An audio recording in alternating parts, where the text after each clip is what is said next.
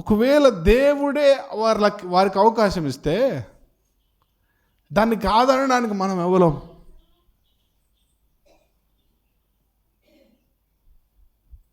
మనం ప్రతిసారి గొడవకు దిగుతాం కదా. వాడెంత, వాని లెక్క ఎంత, వాని స్థితి ఎంత, వాని పరిస్థితి ఎంత అంటాం మనం. దావీదు మహారాజుకు గొడవ పెట్టుకోవడం శాతగాకనా?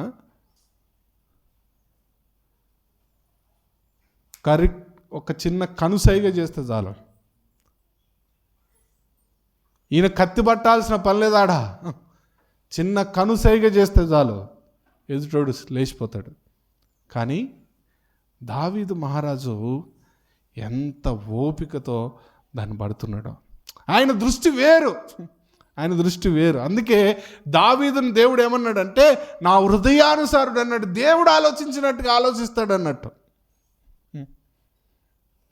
ఒకవేళ దేవుడే వానికి అవకాశం ఇస్తే నేనంది వాడిని అడ్డగించేది అనుకొని సైలెంట్గా ఉండిపోయాడు. పక్క ఆయన ప్రేరేపిస్తున్నాడు, అని లేపేస్తాం సార్. లేదు, మీరు ఆలోచించిన నేను ఆలోచించనయ్యా. మీ ఆలోచనకు నా ఆలోచనకు పొత్తు లేదు, పొంతన లేదు. కాబట్టి గుర్తుపెట్టుకో, నేను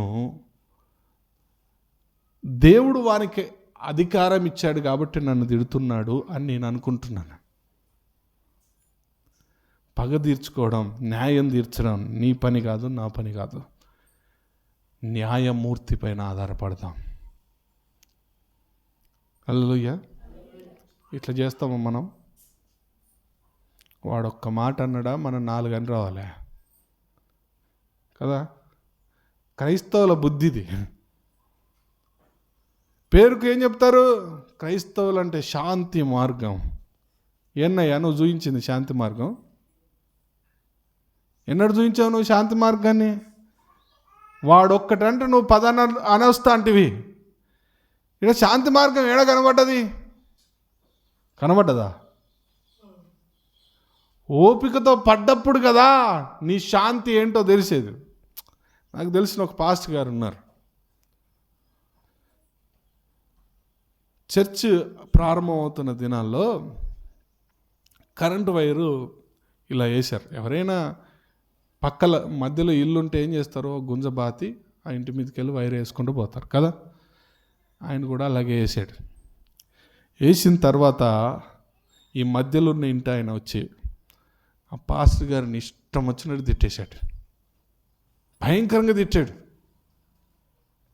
ఆఖరికి మీద ఉంచినంత పని చేశాడు.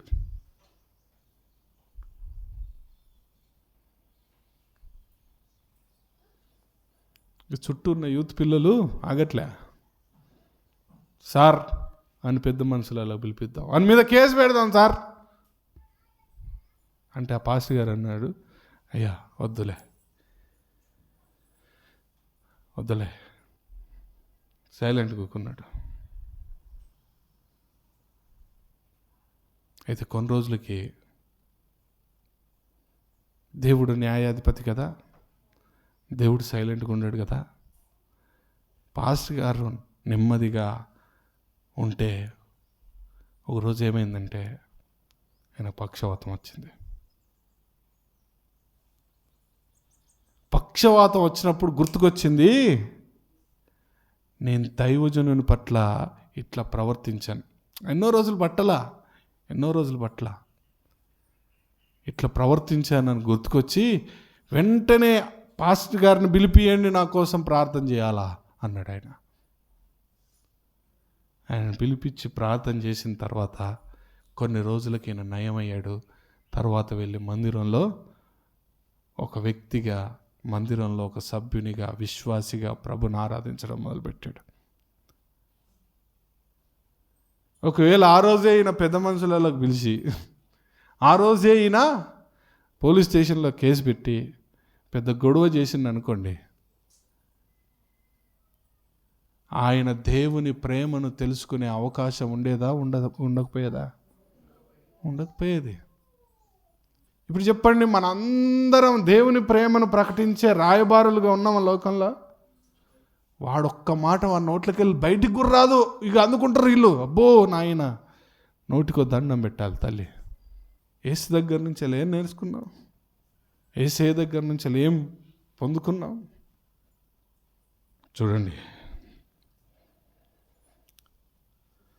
అవమానపరుస్తుంటే ఆయనకు అవకాశం ఇచ్చాడయ్యా దేవుడు అంటున్నాడు. ప్రతీకారాన్ని వదిలిపెట్టాడు, దేవుని పైన నమ్మకం ఉంచుకున్నాడు. సఫరింగ్ వస్తే, కష్టాలు వస్తే ఎలాగూ ప్రవర్తిస్తున్నాడయ్యా అంటే, ప్రతీకారం తీర్చుకోవడం నా పని కాదు, దేవుని పని అని దేవుని పైన ఆధారపడ్డాడు. దేవుని పైన విశ్వాసం ఉంచాడు, దేవుని పైన నమ్మకం ఉంచాడు. ప్రియమైన వారలారా, మన జీవితంలో మనము ఎలాగున్నామనేది ఇప్పుడు మన ఎదుట ఉన్న ప్రశ్న.